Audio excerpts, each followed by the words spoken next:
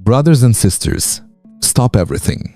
A man just picked up a phone at 3:17 a.m. and the world nearly held its breath. On the other end was not a diplomat, not a negotiator, not a shadow of power, but the Prime Minister of Israel. He spoke like a master to a slave. Reinstate our contracts, reverse your decisions, surrender your presidency or flee. 48 hours. That was all the time given to Captain Ibrahim Traoré, the man chosen by his people, to bow or break. In Ouagadougou, the city slept under a veil of dusty silence, unaware that a storm had landed at the presidential palace. The streets were empty, the markets quiet, but inside, the air trembled with tension, heavy as history itself.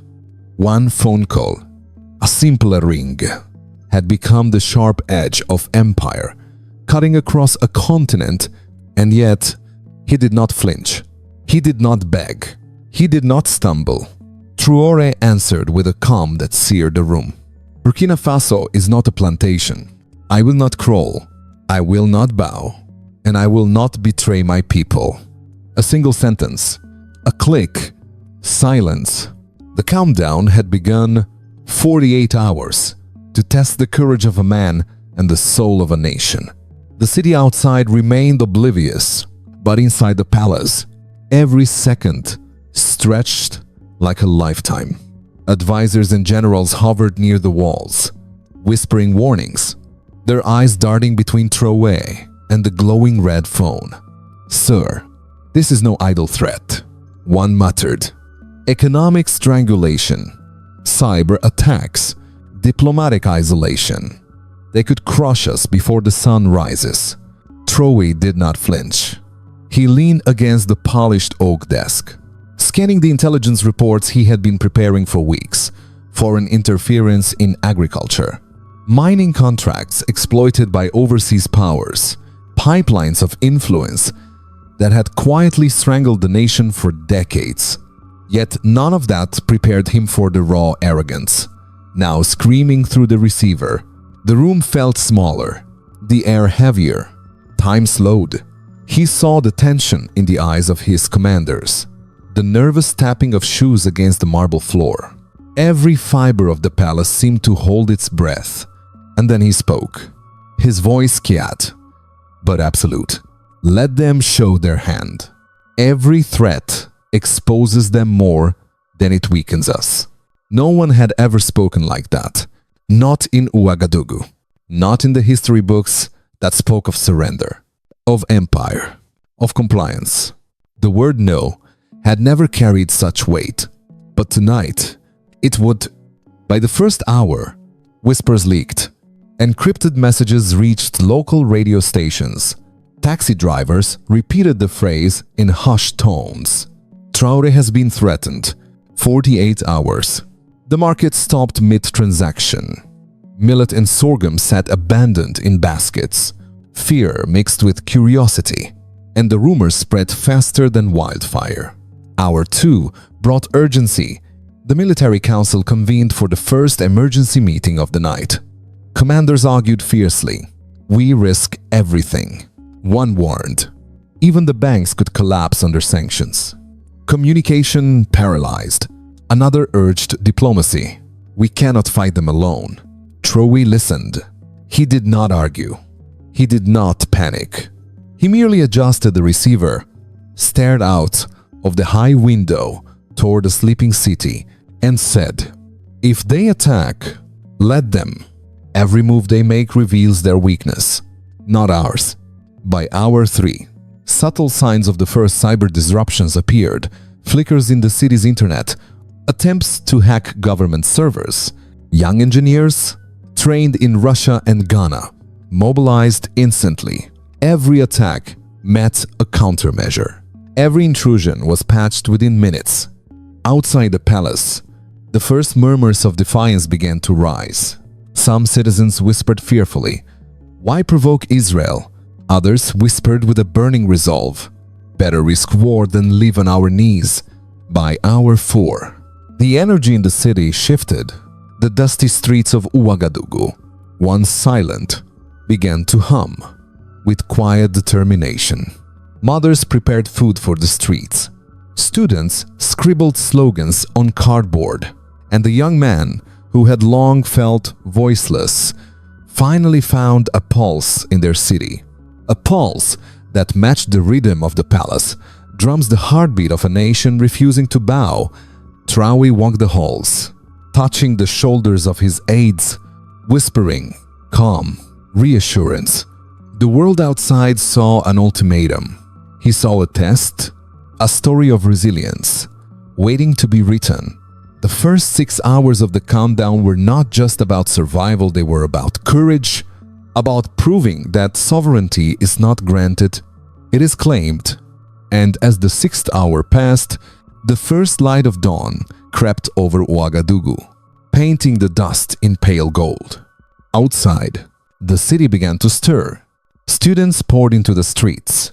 Women raised their voices in market alleys, and bystanders paused, sensing the shift. By hour 6, what had started as a silent threat had ignited something larger. An awakening. Captain Ibrahim Traoré, calm and resolute, returned to his desk. He placed the receiver down and whispered to himself, 42 hours left, but the first day belongs to us already. His gaze drifted to the empty streets, imagining them filled with thousands, a river of people whose will could not be measured by threats. And there, on the brink of the 7th hour, as the city began to awaken and the first chants echoed faintly from the university gates, the palace walls held their breath. The world waited, and so did the story ready to unfold across the continent. If you touch Traoré, you touch all of us. The countdown has begun. By hour 7, Ouagadougou was no longer sleeping. The first rumors of the ultimatum had spread like sparks across dry grass.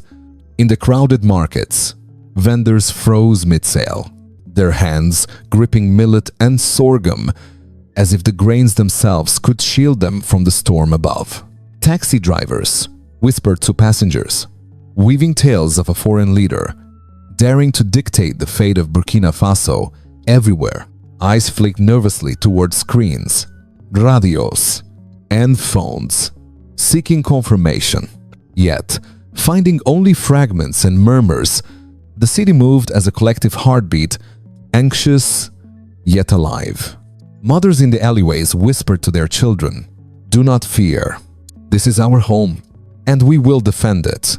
Students at the university scribbled slogans on cardboard and sheets, hastily forming messages of resistance. 48 hours. We have endured centuries. A quiet power began to grow, subtle yet undeniable, the kind that forms when ordinary people realize history has landed in their streets.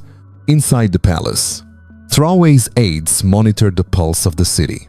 Screens flickered with anonymous social media posts, encrypted messages from journalists, and early snippets of radio leaks.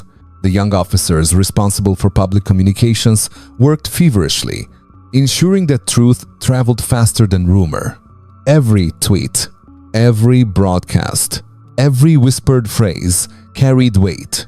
The palace felt simultaneously fragile and unstoppable. By hour 8, the whispers had morphed into organized murmurings of defiance. Community leaders called in, not asking permission, but offering allegiance. One elder spoke bluntly, "If they touch Traoré, they touch us all. Our sons, our daughters, our crops, our streets. We are ready." Traoré nodded, listening, without interrupting. He did not need persuasion. He needed no reassurance. He already knew the strength of his people. In the market squares, voices rose in tandem with the morning sun. Women stepped forward, holding baskets of food above their heads, chanting slogans that rattled walls.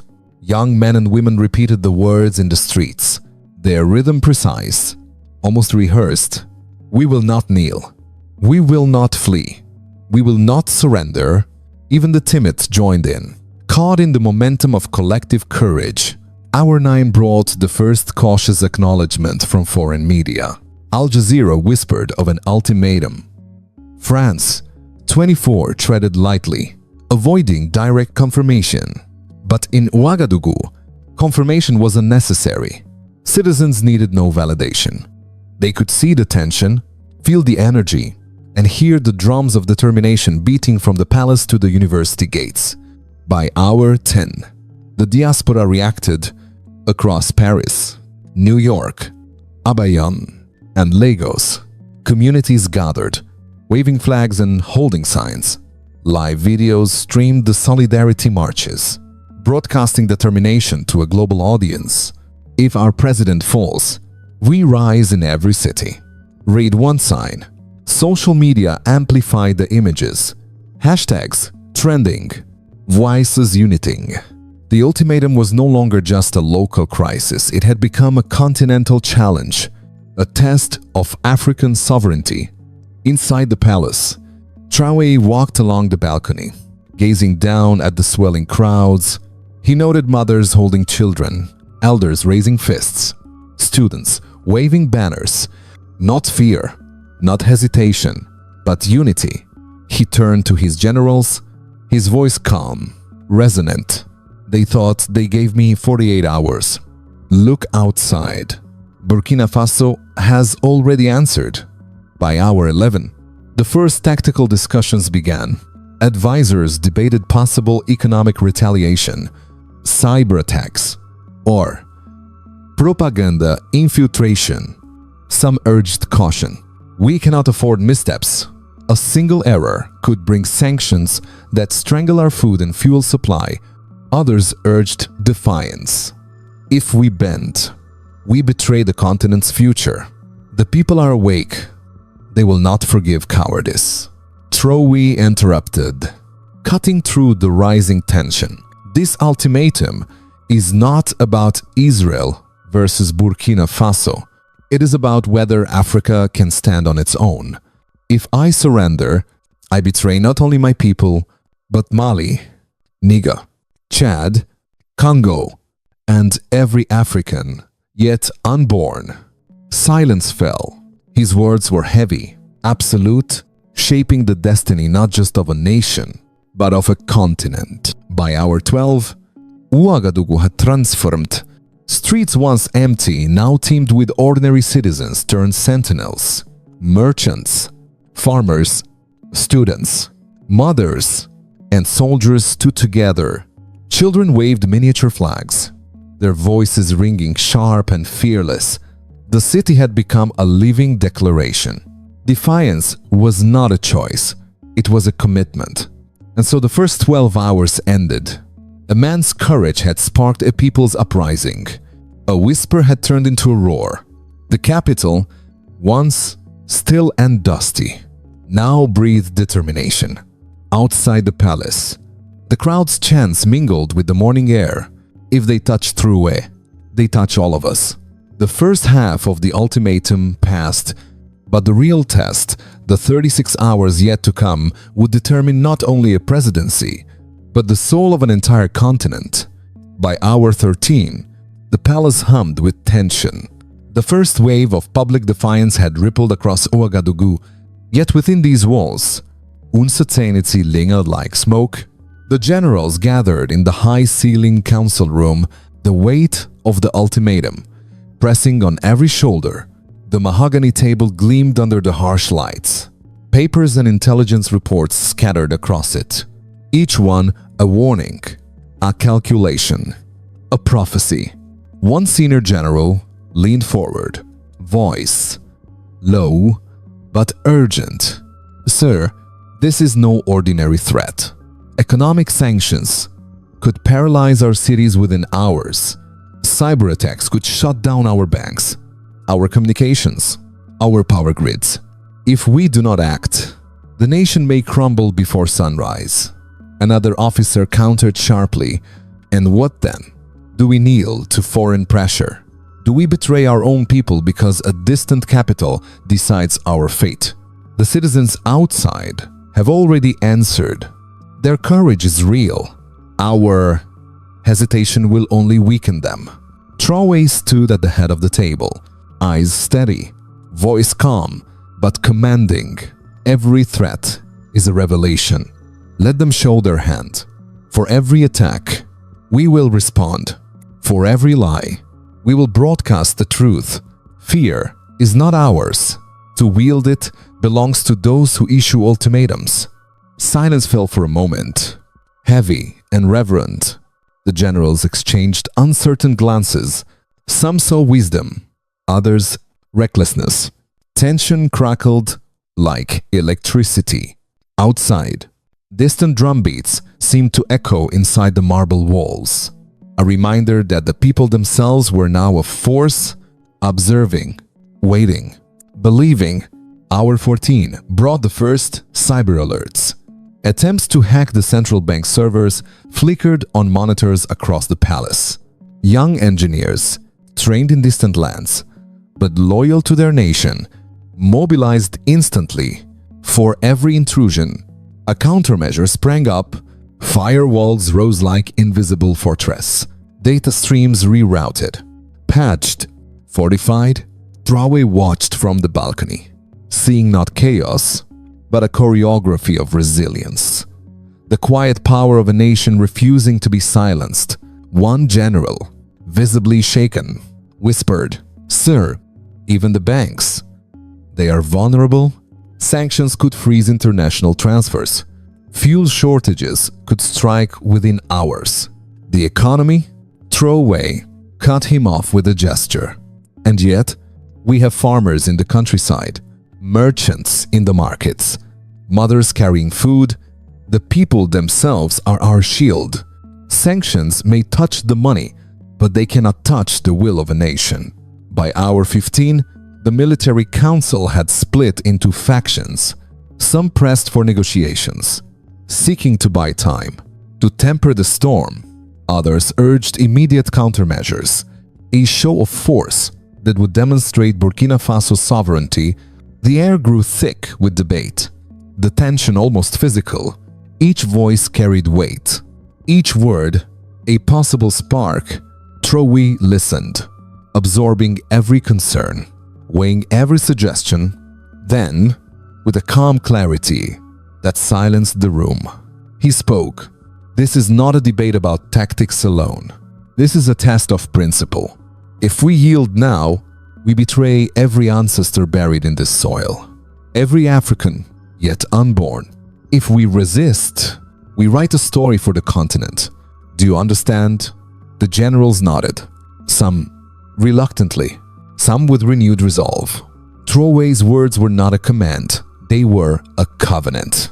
Outside the palace walls, the city pulsed with energy, unaware of the intricate chess being played inside.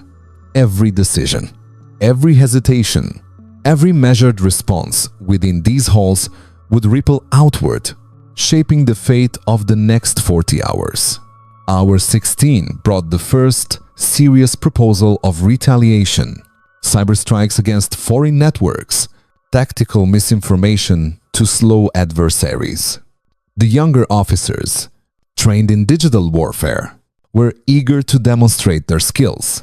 Traoré considered the options carefully, balancing risk with principle.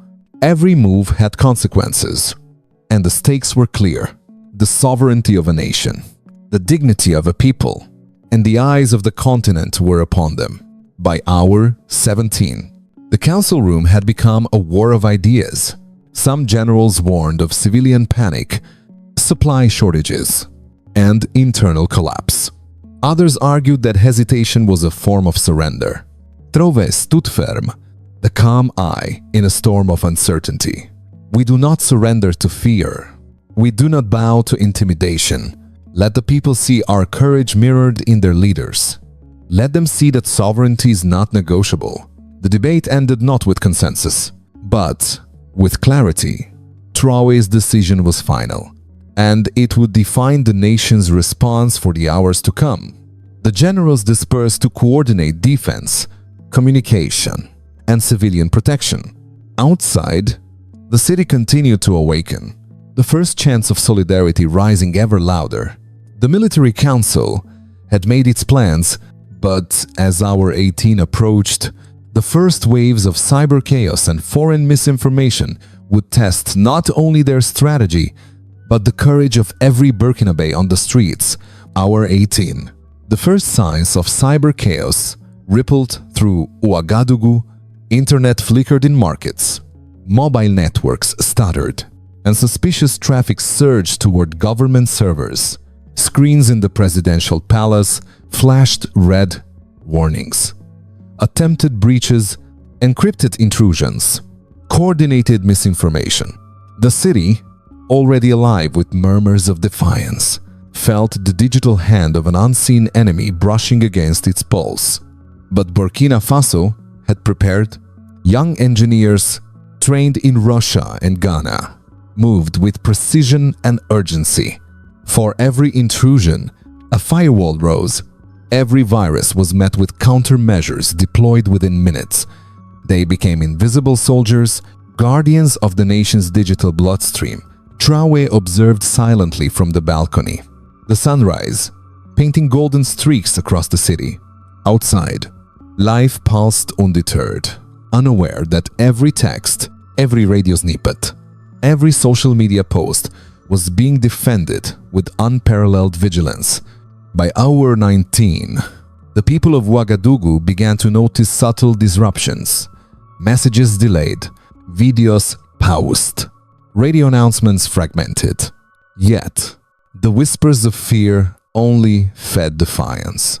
Mothers preparing food for students shouted slogans across the alleys. Merchants locked eyes with neighbors and muttered, "They think they can freeze our voices. They cannot." Students at the university amplified messages through WhatsApp, Telegram, and peer-to-peer apps, ensuring that every citizen knew the truth. Traoré stands. Burkina Faso stands. Hour 20 brought the first wave of cyber misinformation. Fake bulletin claimed Traoré had resigned. Panic flared in pockets of the city. Some closed their shops, others froze. Mid-step, but within 15 minutes, the truth crashed back. Traoré appeared live on national radio, voice unwavering. "I am here. I am not resigning. Do not believe their lies. They are desperate because their ultimatum is already failing." Outside, the crowd roared, laughter mingling with defiance. The illusion of collapse had been shattered by hour 21. Economic threats merged with digital attacks. Banks reported temporary freezes on international transfers. Fuel shipments halted. Analysts predicted collapse. Yet in the markets, farmers arrived with carts of millet, cassava, and sorghum. They shouted to anyone within earshot, "We will feed our people before foreign corporations." Survival by solidarity had begun. The crisis was transforming into a display of communal strength, a new kind of economy powered by unity and resilience. Women stepped to the forefront. Hour 22 saw mothers marching through streets, babies strapped to their backs, clay pots balanced on heads, chanting songs of resistance. If they touch Traoré, they touch our wombs, our children, our land. Images of these women circulated globally, disarming even the harshest critics. The streets were no longer a battlefield. They had become a symbol, a living testament to defiance. The army, too, pledged its unwavering loyalty. Hour 23. Soldiers recorded videos declaring they would fight not merely for a president, but for Burkina Faso itself. Even if they bomb the palace, we will fight from the ruins. This ultimatum will die before you do. The clip went viral within minutes. Skeptics whispered in awe. This president is protected not by walls, but by his people. Hour 24 approached the halfway point. Traoré looked down at the swelling crowds. Young and old, men and women, students and farmers. The city hummed with chants, drums, and unshakable rhythm. The digital counterattacks continued, but the message was clear. Every threat, every hack, every false bulletin had only reinforced the people's resolve. The first half of the ultimatum had not broken Burkina Faso. It had revealed its unshakable heartbeat. Traoré turned from the balcony, eyes scanning his advisors. They thought 48 hours would bend us. Look at this city. Look at our people. They cannot touch what they do not understand. The countdown has begun. But we are already unbroken. As hour 25 began, a new wave of digital attacks and misinformation loomed, more aggressive than before. The palace systems flickered under pressure, and a whisper ran through the city. This is just the beginning. How long can our defenses hold before the storm reaches every street? Hour 26. The ultimatum had gone far beyond Ouagadougou's dusty streets. Foreign eyes were watching, analyzing, and whispering across conference tables in capitals thousands of miles away. Al Jazeera hinted at tensions, cautiously reporting unverified threats. France 24 framed it as reckless leadership, while CNN tiptoed around confirmation, careful not to escalate panic. The world was alert, yet unaware of the unbreakable resolve swelling in Burkina Faso itself. Traoré, on his balcony, could feel the gaze of the world pressing invisibly, each flickering camera, each cautiously worded headline. Each hesitant broadcast became part of the pressure, but he remained unshaken. The people below did not need confirmation from Paris or New York. Their reality was lived in real time. Mothers chanting, students marching, soldiers ready at every corner. The city's pulse had become a declaration louder than any international headline. By hour 27, whispers from the diaspora began to ripple across social media. In Paris, Burkinabe communities gathered outside embassies, waving flags and placards. Hands off, Burkina Faso. In New York's Times Square, protesters chanted, Traoré is Africa. Africa is Traoré. Their voices were captured, filmed, and broadcast globally, amplifying the heartbeat of defiance. Across continents, ordinary citizens were united by the same conviction. Sovereignty could not be dictated by foreign powers. Inside the palace, advisors warned that external pressure would escalate. Sir, they are watching every move. Economic sanctions, media manipulation, and diplomatic isolation will intensify. The world is poised to punish us for daring to resist. Traoré listened, then gestured toward the city. The world does not dictate courage. Our people do. Let them see our resolve mirrored in theirs. Every camera, every correspondent, every headline, let them witness unity, not fear. Hour 28 brought subtle maneuvers in embassies across Africa. Hesitant leaders, aligned with Western powers, called with cautious advice. Perhaps it is wiser to negotiate. You risk too much for symbolism.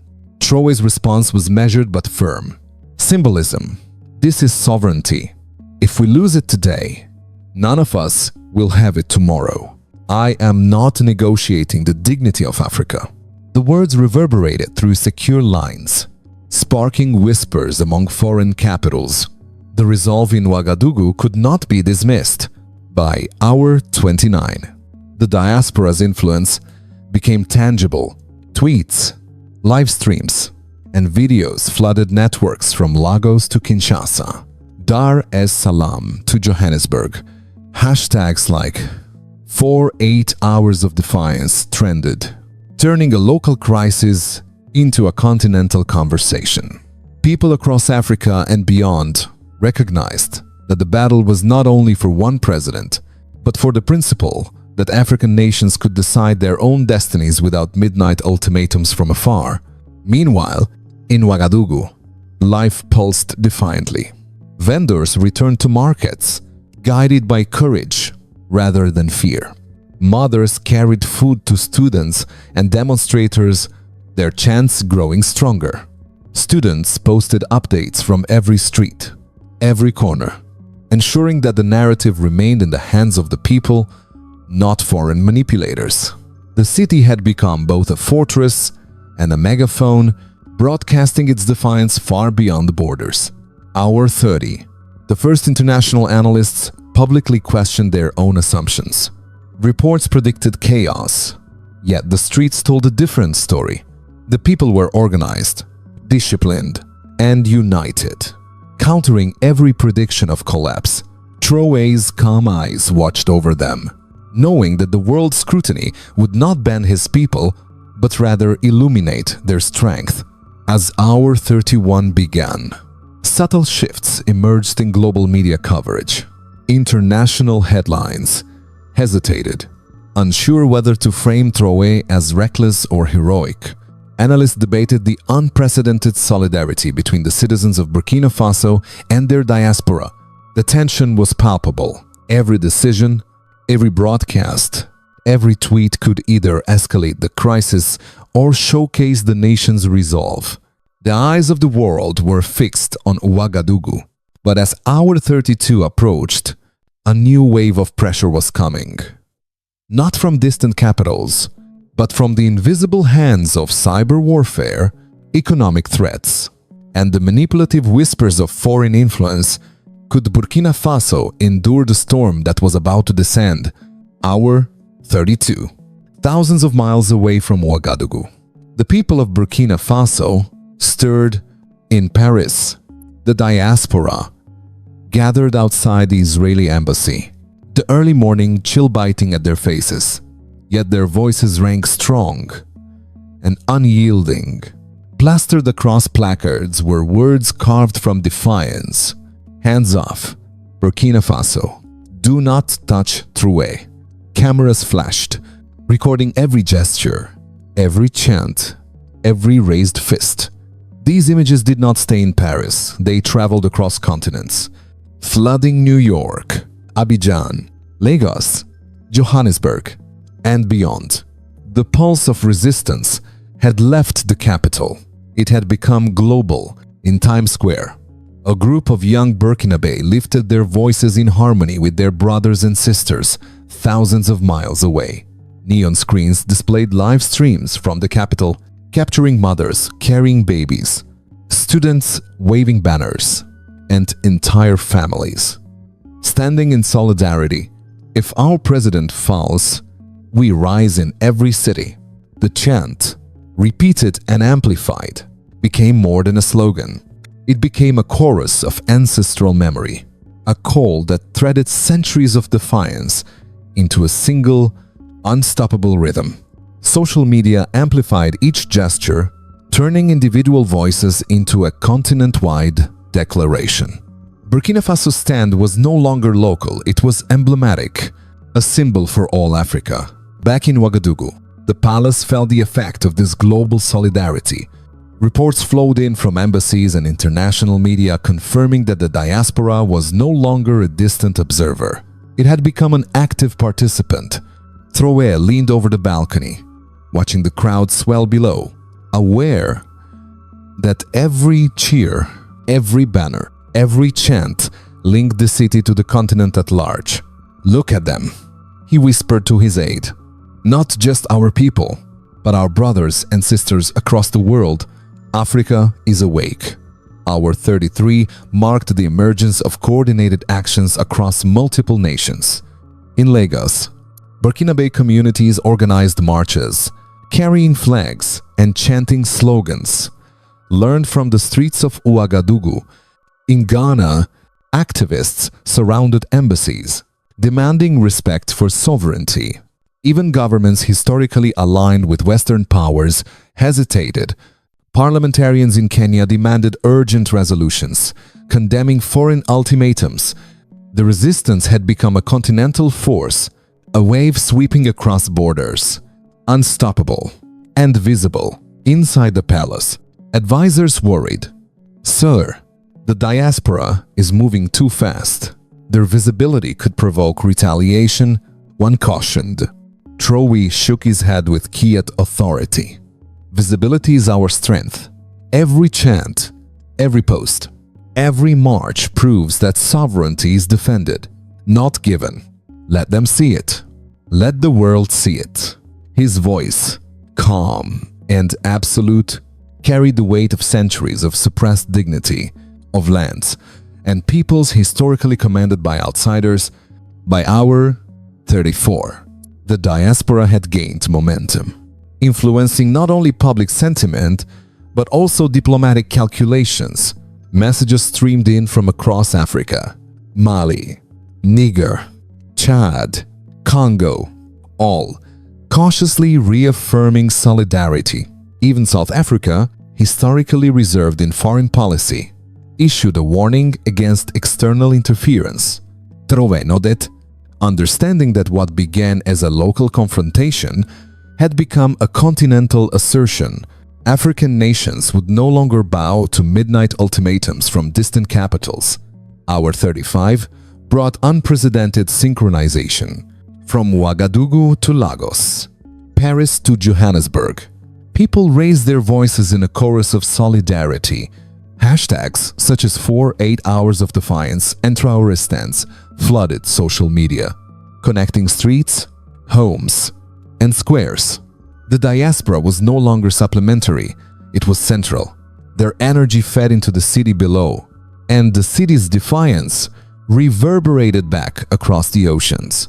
The capital and the global diaspora had become a single organism, united in resolve.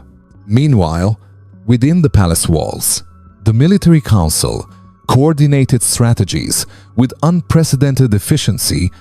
Orders were given for public communications, protection of civilians, and monitoring of foreign interference. The young engineers continued countering cyber attacks, while strategists mapped potential economic and diplomatic retaliation. Every department, from logistics to intelligence, became a cog in a larger machine, defending not just the president, but the continent's dignity. Hour 36 held a tense calm.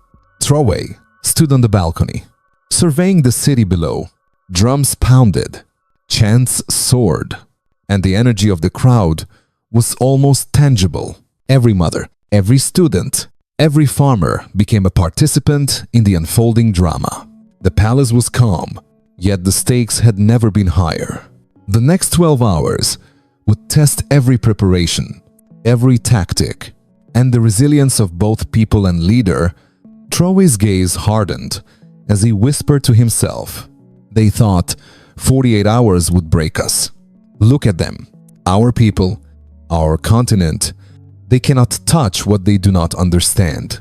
As hour 37 approached, the diaspora surged further. Coordinated marches, digital campaigns, and international media coverage amplified the momentum. The people of Burkina Faso and their global kin had created a network that no ultimatum could sever. The air vibrated with anticipation. Every heartbeat in Paris, New York, Lagos, and Ouagadougou linked in defiance. The storm had only just begun, but the resolve of the nation and its diaspora shone brighter than any threat. The eyes of the world were fixed on Ouagadougou. But as hour 38 approached, a new wave of coordinated cyber attacks, economic pressure, and political manipulation loomed. Could the combined power of the people and their global allies withstand the storm about to descend on Burkina Faso? Hour 38. The city of Ouagadougou throbbed with life. Drums pounded in the streets, their rhythm echoing off the worn stone and dusty alleys. Students marched in formation, banners aloft, chanting in unison, "We will not kneel, we will not flee, we will not surrender." Mothers, babies strapped to their backs, moved steadily through the throngs, clay pots balanced on their heads, their voices rising with defiance. Fathers, farmers, shopkeepers all joined, a river of humanity flowing toward the palace gates. From the balcony, Captain Ibrahim Traoré observed. His eyes scanned the swelling crowds. The sea of determination, stretching beyond the eye, could see the morning sun glinted off banners, flags, and polished drums, casting golden streaks across the city. For the first time in hours, He allowed himself a moment to truly absorb the scale of what had begun. The people of Burkina Faso were no longer spectators. They were the pulse, the force, the living shield against an empire that sought to dictate their destiny from thousands of miles away. Inside the palace, the air was taut with tension. Advisors whispered rapidly, eyes flicking between monitors displaying social media feeds, live video streams, and intelligence reports. "Sir, the numbers are staggering." One noted, "The crowds are larger than any predicted and the diaspora marches continue globally. If this escalates, we may see coordinated reactions from foreign powers. Are you certain we should maintain this posture?" Traoré's gaze remained fixed on the crowd. Calm, steady, unwavering. "We do not act based on fear. We act based on principle," he said. "Our people are awake. Our continent is awake. Every chant, every banner, every drumbeat reinforces what we already know. Sovereignty is non-negotiable." Hour 39. The crowd surged closer to the palace gates. Undeterred by the morning heat or the weight of history pressing upon them, children waved miniature flags, high-pitched voices cutting through the roar. Elders raised staffs, declaring blessings over the youth. Young men carried hand-painted signs with slogans of resistance and defiance. Each message a testament to centuries of oppression overcome. Traoré felt a rare shiver.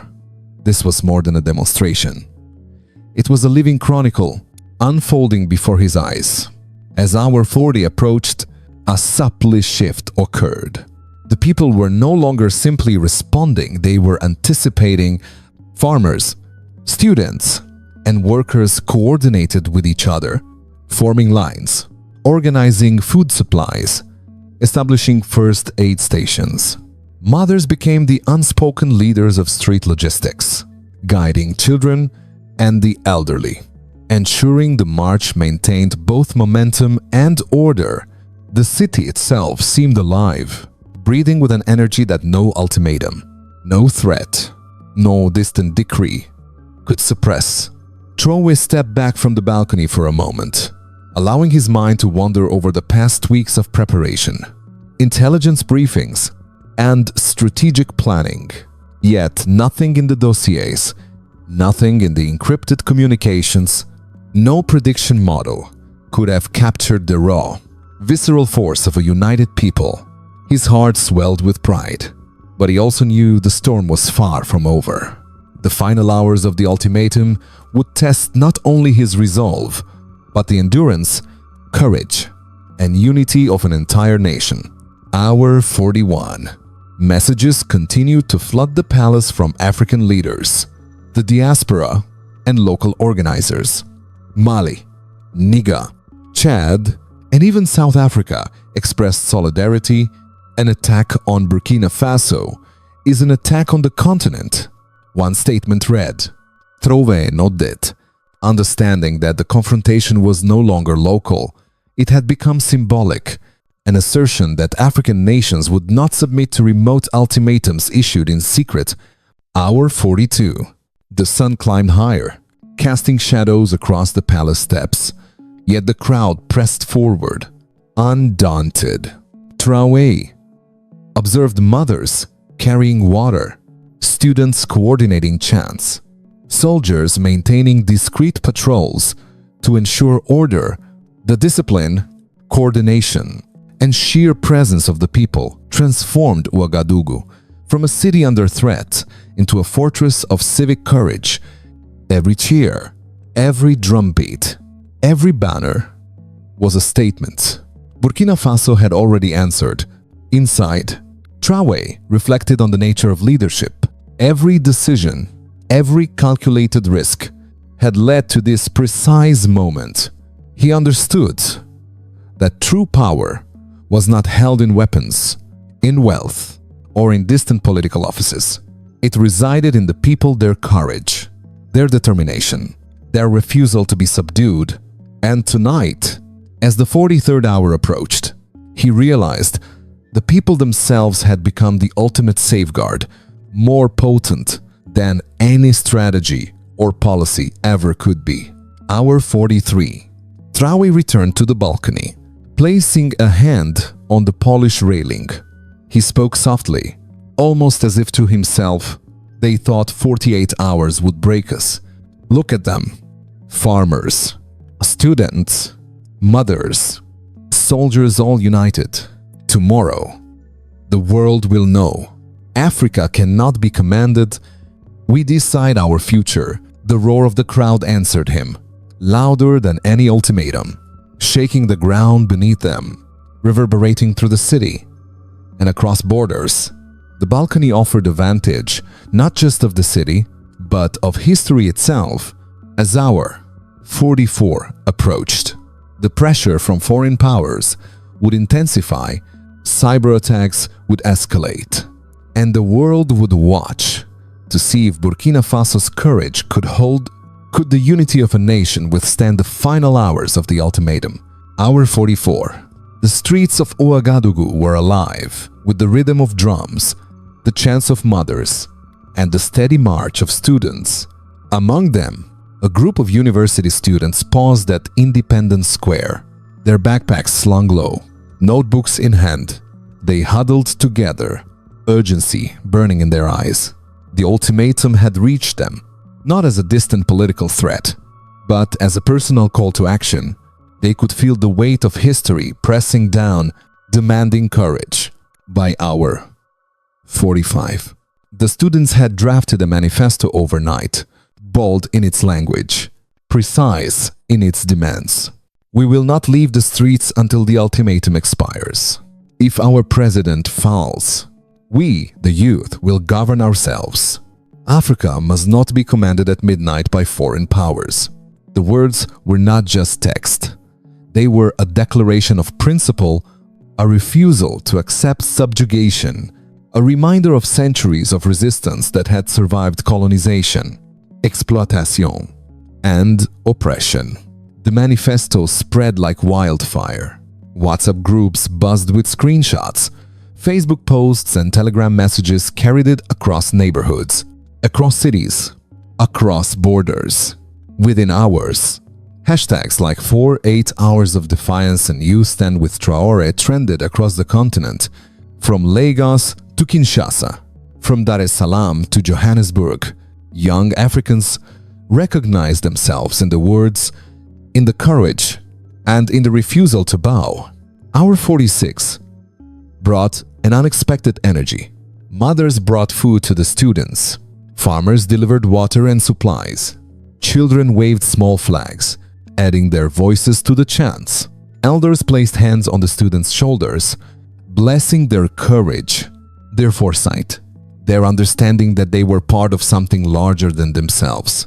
Every step they took, every word they read aloud, resonated not only through the square but across Ouagadougou, amplifying the defiance that had begun in the palace, but now belonged to the people inside the palace. Traoré received reports of the manifesto's spread. His lips curved into a small, rare smile. The youth, he realized, they were not just supporting him, they were asserting Africa's right to self-determination. They understand what many leaders do not. He murmured to an aide, sovereignty is not given, it is claimed by those who refuse to be silenced. The palace, once a symbol of authority, now became a conduit for a new kind of power, one rooted in the people and amplified by their courage. Hour 47. The manifesto had sparked further coordination. Students mapped routes, organized supplies, and shared instructions for peaceful marches. They became nodes in a growing network of resistance. Every social media post, every shared photograph, every short video reinforced the message. The people were awake, aware, and unified. Even distant leaders could not ignore the spectacle of a continent's youth claiming its voice. The reaction from the diaspora was immediate. In Paris, New York, and Abidjan, young Africans echoed the students' manifesto. Solidarity marches multiplied. Live streams showed mothers with babies, students waving banners, elders raising fists, and musicians performing revolutionary songs. The manifesto was not confined to paper or screens. It became living action, a transcontinental pulse of defiance and determination. Hour 48 approached the final stretch of the ultimatum. The manifesto, now firmly embedded in the consciousness of the people, had achieved what the palace alone could not. It had made resistance visible, tangible, and unstoppable. Traoré, observing from the balcony, realized the students had not merely joined the protest, they had become co-authors of history. Their courage, their clarity, and their refusal to leave the streets had transformed a political confrontation into a national and continental movement. In the square, students read the manifesto aloud, line by line, their voices strong and unwavering. The people repeated each phrase, embedding the words into the city, into the collective memory of Ouagadougou. Mothers shouted encouragement, children waved flags, and elders beat drums in rhythm with the students' chants. The square had become both a fortress and a stage, a space where the people declared their sovereignty to the world as the final hours of the ultimatum loomed. The manifesto had ignited a fire across the continent, but the next move from foreign powers, cyber attacks, and the palace strategy would determine whether Burkina Faso could survive the storm unbroken. Would the courage of the youth be enough to hold a nation, or was the most dangerous hour still ahead? Hour 49. The sun hung high over Ouagadougou, casting long shadows across the bustling streets. Yet the energy of the city had shifted from quiet anticipation to active defiance. Women emerged at the forefront, stepping confidently into the veins of the city with an urgency born of centuries of struggle. They carried babies strapped to their backs, clay pots balanced on their heads, baskets of food in their hands. Each movement was deliberate, a testament to resilience. Every chant they raised carried both rhythm and meaning. If they touch Traoré, they touch our wombs, our children, our land. These women were not merely supporting a protest, they were claiming agency, asserting their indispensable role in the defense of sovereignty. Markets that had been silent just hours ago now pulsed with their energy. Vendors paused mid-transaction, listening, then joining in. Mothers guided children to safe paths, while grandmothers raised their fists high, blessing the courage of the younger generations. The city itself seemed to acknowledge their presence. The dusty streets vibrated with the power of female solidarity. Hour 50. The palace reported live updates. Screens displayed footage of women marching in organized lines, leading chants, coordinating supplies for demonstrators, and establishing temporary care stations for the young and elderly. Traoré observed silently from the balcony. He understood the magnitude. While the manifesto of students had captured minds, the women of the markets had captured hearts, anchoring the resistance in the daily life of the city. Their presence was a living firewall, a symbol stronger than any policy or military maneuver. By hour 51, social media amplified the movement further. Photos and videos of women leading marches circulated globally. Each frame told a story: determination, courage, and unity. Captions highlighted their roles as protectors of the nation, guardians of families, and pillars of the revolution. In diaspora communities, the images ignited waves of solidarity. Burkinabe women from Paris to New York, Abidjan to Johannesburg, held parallel demonstrations, amplifying chants and holding signs that read, "We are the mothers of freedom. We are the guardians of our children. Hands off our nation." Hour 52 brought tactical coordination from within the streets. Women formed supply chains to feed demonstrators, ensured water reached every corner, and maintained order amidst the swelling crowd. Their chants became the rhythm of the city, Drums echoed their footsteps. Banners waved in tandem, and the voices of children, inspired by mothers and grandmothers alike, intertwined with the shouts of young men and students. It was a choreography of resistance, a living testament to collective courage. Inside the palace, advisors watched in awe. Sir, their organization is unparalleled. They are not just participants, they are orchestrating the flow of the city, the morale of the people. One remarked, "Trove nodjet," the faintest smile crossing his lips. "This is what Africa looks like when it refuses to be commanded," he said softly. The strength of women ensures that our defiance is sustainable, visible, and unstoppable. Hour 53. The international press began to take notice. Images of women marching, organizing, and leading chants circulated globally. Commentators described the scene as unprecedented. A movement led by ordinary citizens, women at its forefront, challenging not only foreign pressure but centuries of historical subjugation.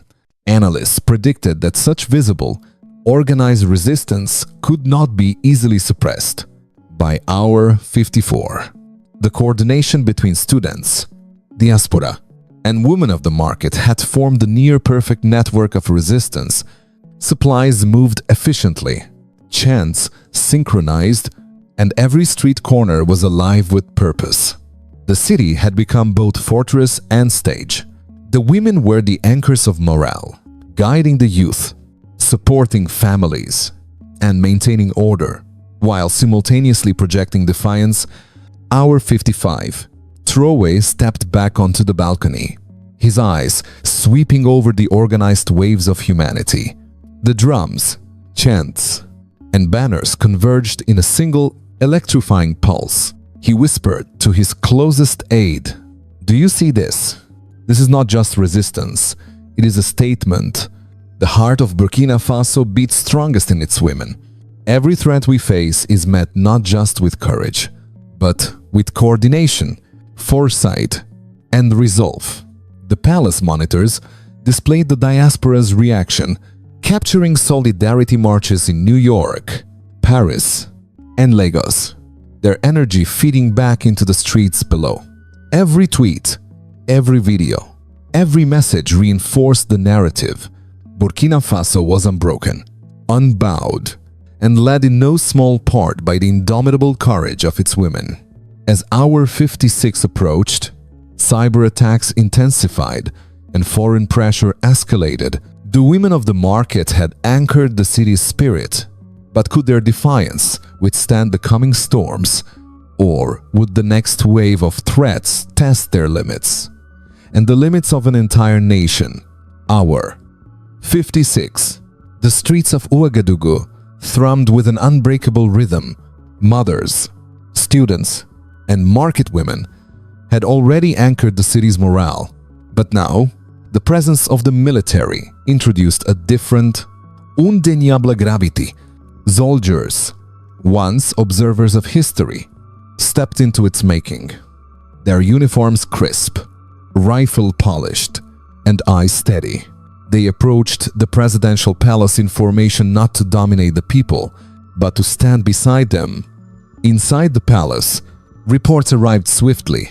Units stationed across the capital pledged their loyalty not to a single man, but to the nation itself. A video was recorded and disseminated within minutes. Officers standing in unison, hands over hearts, voices firm and unwavering. "Sir, we are not protecting your chair. We are protecting Burkina Faso. Even if they bomb the palace, we will fight from the ruins. This ultimatum will die before you do." Traoré watched the footage, standing tall on the balcony, overlooking the crowd below. His jaw tightened, not in fear, but in resolve. He understood the profound weight of what had just occurred. The people were already defiant. The diaspora had amplified their voice globally. Now, the army had transformed their courage into a tangible shield. The nation's backbone was visible, unbroken, and prepared. Hour 57. Messages from the military spread across social media and local networks. Soldiers were seen patrolling streets with restraint, maintaining order among demonstrators while signaling their allegiance. Civilians responded with cheers, raising fists, waving banners, and linking arms. Mothers and children marched alongside soldiers. The blend of civilian resolve and military discipline, creating a spectacle that would be remembered for decades. By hour 58, foreign analysts began to grasp the magnitude. News reports tried to frame the military's involvement as an internal power struggle, a cautionary signal of potential instability. But the reality was starkly different. Soldiers were not seizing power, they were defending sovereignty. Observers across Africa, from Mali to South Africa, took notice. Diplomats whispered of unprecedented unity between civilian citizens and armed forces, a signal that Burkina Faso would not bow to any ultimatum. Inside the palace, Traoré convened a brief meeting with his generals. Maps, intelligence feeds, and communications logs filled the room. Every street we secure, every civilian we protect, every system we monitor. This is not merely defense. This is the heart of the nation, asserting itself. Do you understand the weight of this moment? The generals nodded, aware that the unity between civilians and soldiers had created a force greater than any foreign threat. Hour 59. The army and civilians coordinated supply chains for food, water, and medical assistance. Women distributed meals to soldiers. Students relayed messages, and the military ensured safe passage along major thoroughfares. The synergy was extraordinary. Every faction of the city working together, each contributing to the collective resilience. The rhythm of drums, chants, and footsteps became a living network of resistance, reinforcing morale and intimidating any who would attempt to destabilize the capital. Hour 60. Traoré returned to the balcony, gazing out over the sea of people below. The soldier's presence added a weight to the crowd. But it was not intimidation, it was protection. Do you see this? He asked quietly. Every soldier here is not merely a guardian of a man, but of every citizen, every child, every piece of soil that belongs to us. Their oath is not to a chair, it is to Burkina Faso itself. Hour 61. Social media buzzed with videos of soldiers linking arms with civilians, carrying supplies, and marching alongside mothers and students. Hashtags proliferated, spreading images that defied the narrative of fear. Burkina Faso stands united. One post read, "Our army protects our people, not our leaders." The message rippled across borders, inspiring solidarity movements in neighboring countries. Hour 62. International observers acknowledged the unique fusion of civic courage and military loyalty. Analysts debated whether such cohesion could withstand a final push from foreign economic pressures, cyber attacks, or direct threats. But inside the city, the people felt invincible. Mothers carrying babies, students chanting, women waving banners, soldiers marching, all had become threads in an unbreakable fabric. Hour 63. Traoré spoke to his generals, his voice calm, resonant. The people are awake. The diaspora is awake. Our army is awake.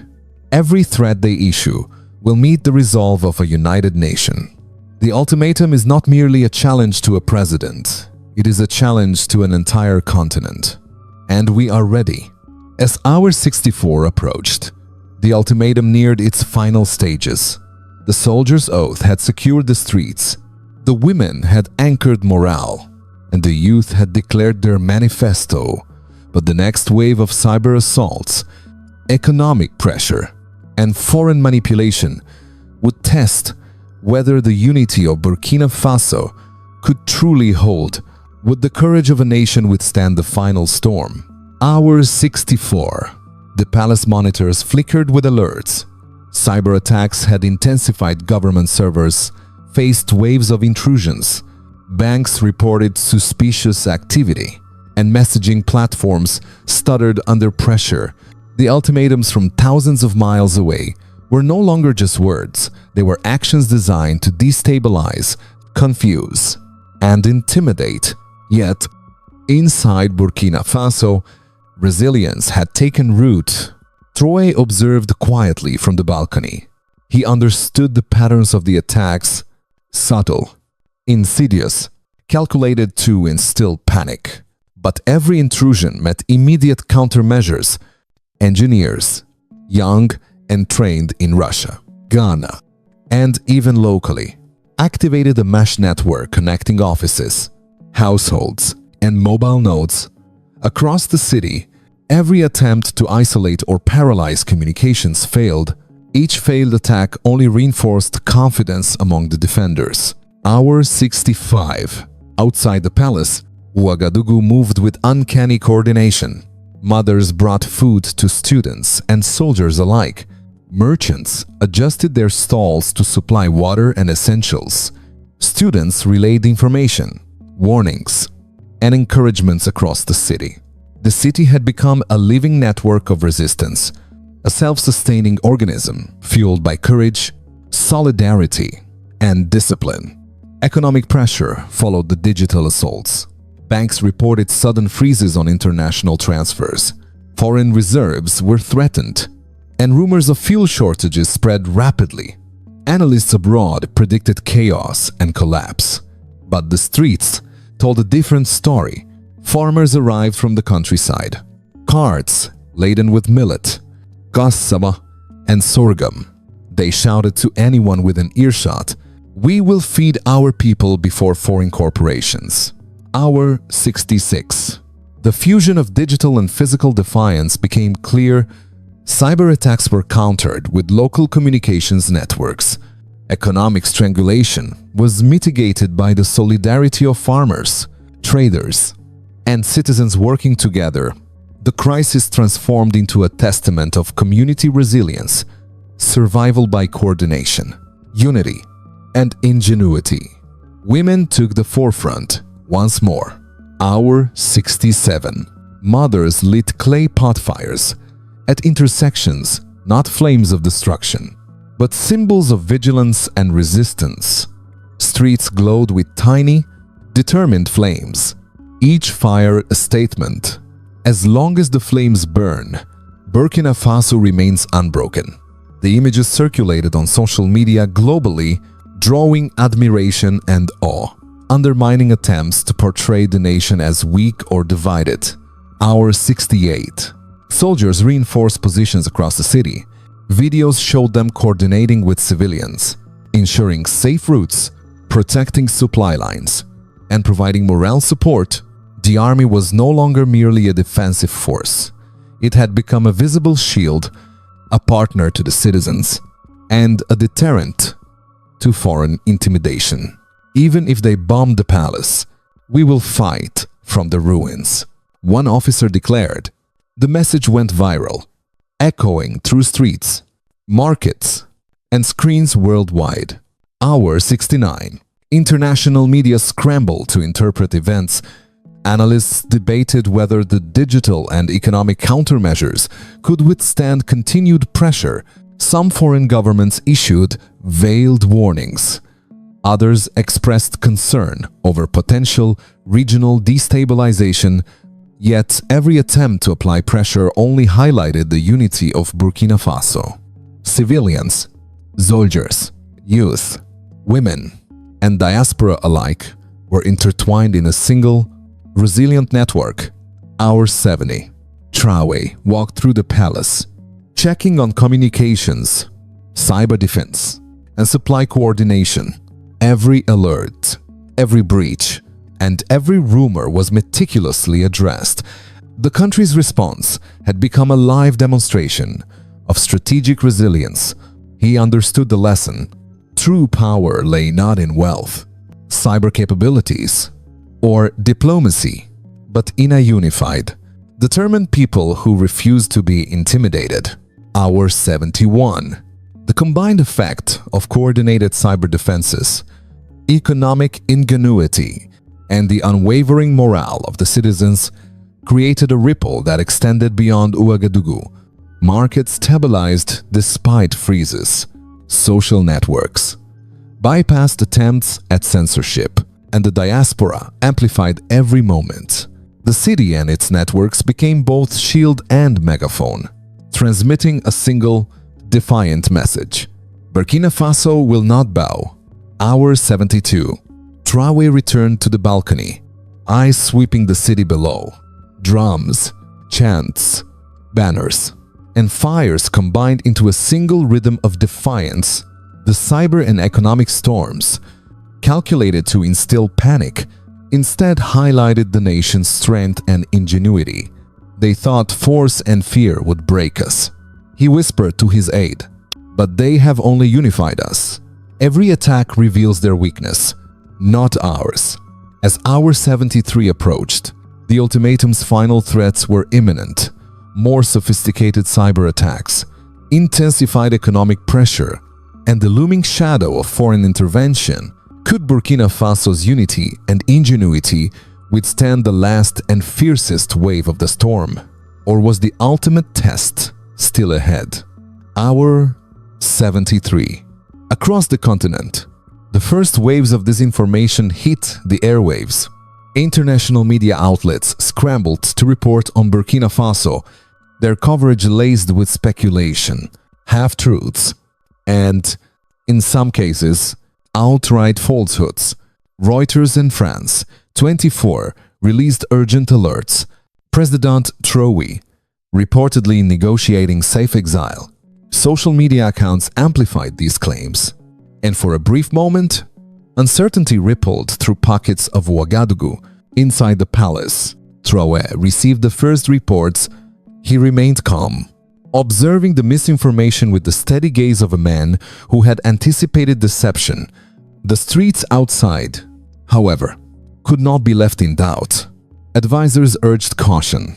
"Sir, if we respond too slowly, panic could spread. People may believe the fake reports. Markets may close. Trust could fracture." Traoré's reply was measured, resolute. "We will respond with truth." Not words whispered into the void, but direct, undeniable communication. "We will show them that no lie can overpower a united people." He picked up the secure line to the national broadcaster. A few minutes later, his image appeared on live radio and television across the city. His voice, steady and unwavering, cut through the murmur of confusion. "Brothers and sisters, do not believe their lies. I am here. I am not resigning. Do not allow their desperation to sway your courage. Burkina Faso stands. I stand with you." The crowd erupted. The streets of Ouagadougou, already brimming with mothers, students, soldiers, and market women, surged with renewed vigor. Laughter, chants, and the pounding of drums drowned out any lingering doubt. The people had witnessed the first battle of truth versus deception, and they had chosen courage. Hour 74. Social media amplified the effect. Citizens streamed live from markets, streets, and university grounds, broadcasting Traoré's words directly to smartphones, laptops, and televisions. Messages in WhatsApp groups and Telegram channels confirmed what they had long felt: their president was not gone, their nation was not collapsing, and the disinformation campaign was impotent against the unity of a people. By hour 75, the fake news had backfired spectacularly. International analysts acknowledged the paradox. Attempts to destabilize Burkina Faso only showcased the resilience and cohesion of its citizens. The palace received reports from diaspora communities in Paris, New York, and Abidjan. Citizens echoed Traoré's statement, filming their own live streams and reinforcing the narrative. The continent watched, captivated by the unfolding spectacle of defiance. Hour 76. The palace communications team worked tirelessly to counter every ripple of falsehood. Social media posts, photos, and videos verified events on the ground.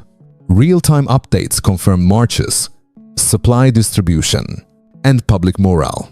Every citizen with a phone became a reporter.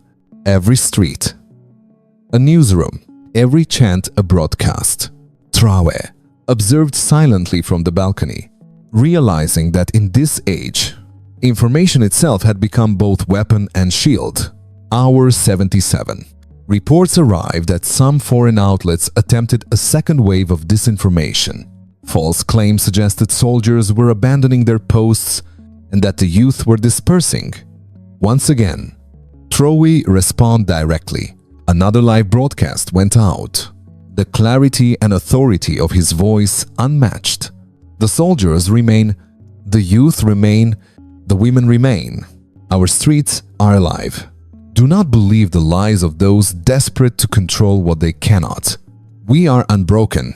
Burkina Faso is unbroken. Hour 78. Outside. The effect was immediate. Crowds swelled in response. Moving. With purpose and precision. Soldiers patrolled in coordination. Students raised new banners. Women organized supplies. And families stood shoulder to shoulder. The streets had become a living testament. Misinformation could not fracture what was already united. Hour 79. Analysts abroad admitted the unusual phenomenon. A nation, its diaspora, and its leadership working in harmony to counteract not just threats of force, but the subtle, pervasive attacks of false information. Every broadcast from the palace, every post from the streets, and every chant from the citizens amplified the defiance, creating an echo chamber that the foreign ultimatum could not penetrate. Hour 80. Traoré stepped back onto the balcony, watching the city pulse with life, light, and sound.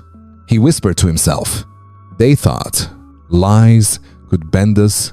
They have underestimated the courage of a people who know their truth and are willing to defend it with every voice, every step, every heartbeat." As hour 81 approached, the disinformation campaign was escalating in sophistication. Cyber attacks coincided with economic threats, and foreign media intensified false reporting. Could Burkina Faso maintain its unity and clarity in the face of a storm designed to break both mind and spirit, or was the most dangerous hour still ahead? Hour 81. As the afternoon sun cast a golden haze over Ouagadougou, a profound stillness settled briefly over the city streets. It was a silence unlike any before, an expectant pause, as if the air itself were holding its breath.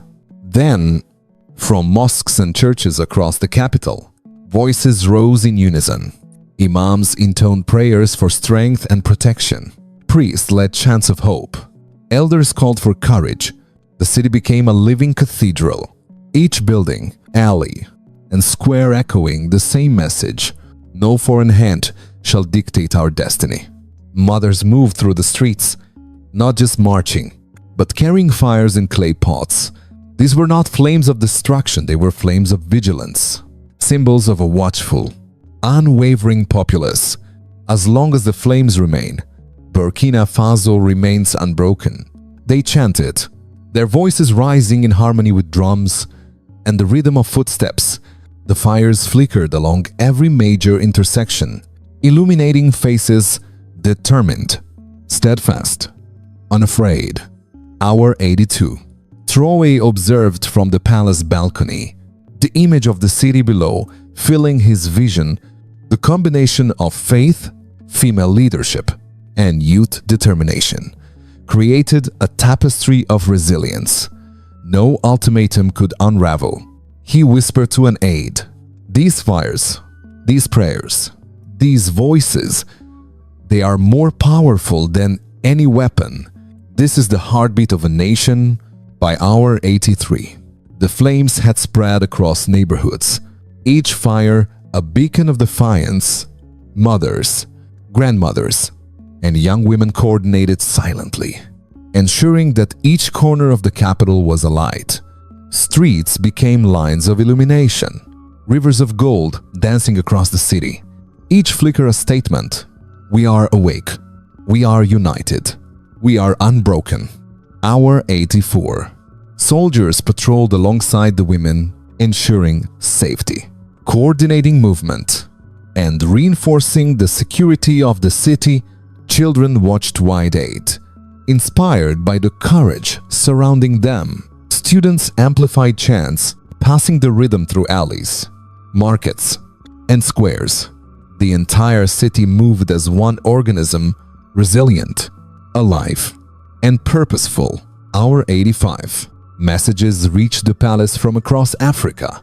Diaspora communities in Paris, New York, Lagos, and Johannesburg mirrored the flames. Photos of mothers carrying lit pots, young men marching in solidarity, and students chanting the manifesto circulated online, becoming symbols of an entire continent standing with Burkina Faso.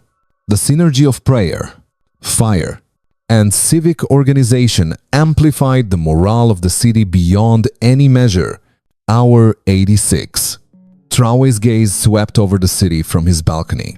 The combination of grassroots courage, faith, and military vigilance had created a fortress stronger than walls or weapons. Each flame was a signal to foreign powers that intimidation would fail. They thought a phone call at 3:17 a.m. could bend us. Look at this, he murmured. Our strength is visible, alive, and united. They cannot extinguish it. Hour 87. The fires became living symbols on social media, reaching audiences worldwide. Analysts abroad recognized the unexpected phenomenon. Burkina Faso was not merely resisting an ultimatum. It was demonstrating a new form of sovereignty, rooted in collective courage, faith, and symbolic power.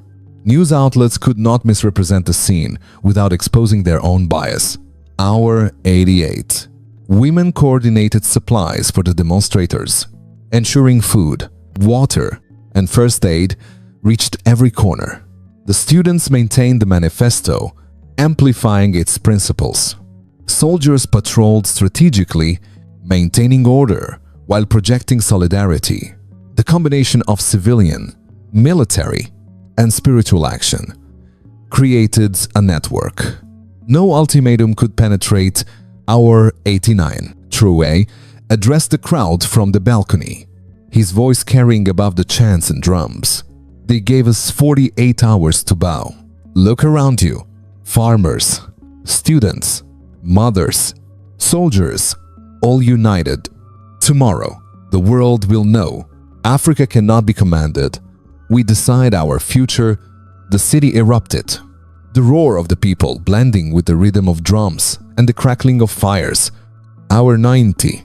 The spiritual flame ignited across the nation. Every mosque, church, and community center amplified prayers.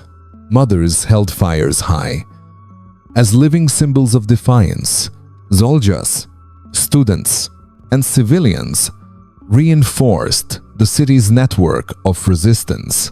The combination of faith, action, and courage had transformed Ouagadougou into a living testament. The people's will was unshakable, their unity unstoppable. As Hour 91 approached, the final wave of foreign cyber attacks, economic pressure, and political threats loomed. The prayers had been answered. The fires had burned bright, and the city stood united. But could Burkina Faso endure the last and fiercest challenge of the ultimatum? Hour 91. The red phone on Traoré's desk rang again, its shrill tone slicing through the ambient hum of the palace. The voice on the other end was colder, sharper, tinged with frustration. Captain, you now have 18 hours left.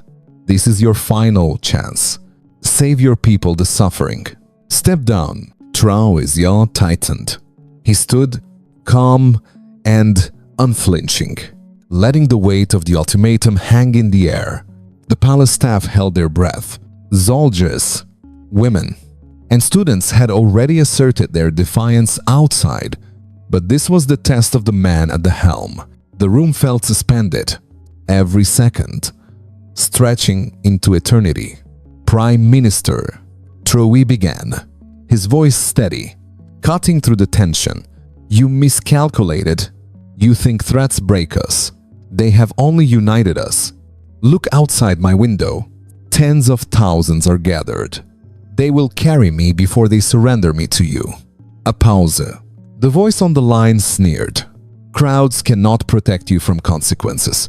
Traoré's reply was precise, deliberate, and unwavering. But they protect me from your illusion. You can threaten one man. You cannot threaten an entire nation. Awake. Witness their courage. Witness their resolve. The room was silent. The staff exhaled collectively. The tension, briefly replaced by awe. The citizens in the streets below, farmers, students, mothers, elders had already answered the ultimatum in their own way. The phone call was merely a formal echo of what was visible from the balcony. Hour 92, news began to circulate instantly through secure channels. The last attempt at intimidation had failed. Social media, independent journalists, and citizen reporters streamed live images of crowds undeterred. The combination of civilian presence, military loyalty, and diaspora solidarity rendered the threat impotent. Every attempt to destabilize the city, digitally, economically, or psychologically, had been countered by unity and vigilance.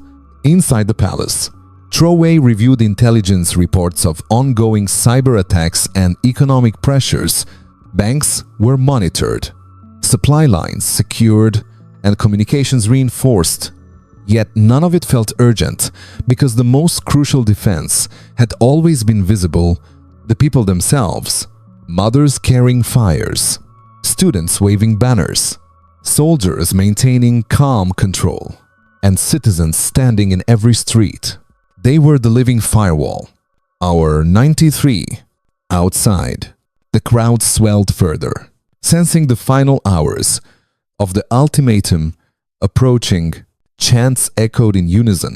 Traoré, Traoré, Burkina Faso, forever. The drums of determination beat in time with the collective heartbeat of the city. Even distant observers felt the magnitude. This was no longer a political crisis. It was a declaration, a statement of sovereignty that reverberated across Africa and beyond. Hour 94. The last messages from the diaspora confirmed that international solidarity had reached unprecedented levels. Communities in Paris, New York, Lagos, and Johannesburg had replicated the chants, posted live videos, and coordinated demonstrations. The collective power of a continent, united in principle and action, became unmistakable. Every attempt by foreign powers to isolate Burkina Faso had backfired, only amplifying its voice and its presence. Hour 95. Traoré addressed the generals privately. Every move we have taken, every strategy, every precaution has prepared us for this. But understand this: it is not weapons or money that will win this fight. It is unity. It is courage. It is the refusal to be intimidated. Today, our people are the shield. Tomorrow, the world will remember. The generals nodded, understanding the weight of leadership and the historic moment unfolding before them. Hour 96. The phone remained silent. After Traoré's final response, Netanyahu did not call again. The ultimatum, intended to fracture confidence, had instead catalyzed the courage of an entire nation. Traoré looked down at the streets, the fires, the banners, and the unbroken lines of citizens. He exhaled slowly, a quiet acknowledgement of the victory already achieved, not by one man, but by the collective will of the people. Hour 97. The city, alive and electric, moved as one organism. Soldiers, civilians, and students maintained formation, communicating in gestures, chants, and signals that reinforced both morale and security. Mothers guided children through the crowds. Young men supported elders. And the entire capital resonated with defiance. The physical manifestation of unity rendered further threats irrelevant. Hour 98. Traoré returned to the balcony, raising his voice, so all could hear. They gave us 48 hours. We have given them eternity. Burkina Faso stands. Africa stands. We will not bow. We will not yield. And we will not forget. Remember this moment. For tonight it is Burkina Faso. Tomorrow it could be every African nation standing tall. Hour 99. The city erupted in chants, drums, and cries of triumph. The combination of fire, prayer, student manifestos, women's leadership, and military loyalty had transformed a mere ultimatum into a historical demonstration of continental unity and resilience. Every street, every alley, every square became part of a living narrative. Defiance, courage, and the refusal to be commanded. Hour 100. The ultimatum had entered its final stages, but its impact had rippled far beyond the streets of Ouagadougou. Across the continent, from Bamako to Kinshasa, Lagos to Johannesburg, leaders and citizens watched intently. News of Traoré's steadfast refusal had spread through secure channels, social media, and live streams. The people of Burkina Faso were no longer isolated. They had become the focal point of African defiance, and the continent was beginning to speak in a unified voice. In Mali, transitional leaders issued a statement. An attack on Ouagadougou is an attack on Bamako. We stand with Burkina Faso. Nia followed, affirming the same. Chad, Congo, and several West African nations echoed similar positions. The African Union, historically cautious and measured, convened emergency sessions and released a historic declaration: no African leader shall face ultimatums from external powers. The sovereignty of Burkina Faso is non-negotiable. Hour 101. The diaspora amplified these declarations. Burkinabe communities in Paris, New York, Abidjan, and Johannesburg staged massive demonstrations, linking their chants and banners to the streets below in Ouagadougou. Social media erupted with hashtags Africa stands with Burkina for 8 hours of defiance. Traoré forever. The unity was unmistakable, a continent watching, supporting, and reinforcing the resistance. Back in Ouagadougou, the streets reflected this momentum. Mothers, students, and soldiers marched together, their chants now synchronized with the diaspora.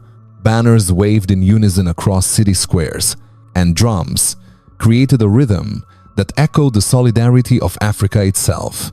Each step taken in the streets was a symbolic stride toward collective sovereignty. Traoré observed from the balcony, understanding the gravity. The confrontation had become more than a national struggle. It was now a continental declaration against external coercion. Hour 102. Intelligence reports confirmed that foreign actors had attempted to bribe military officers and influence civilian leaders. Yet every effort failed. Officers recorded the calls and leaked the attempts online, exposing the manipulation. Trust in Traoré strengthened, and the continent witnessed a transparent, courageous stand against intimidation.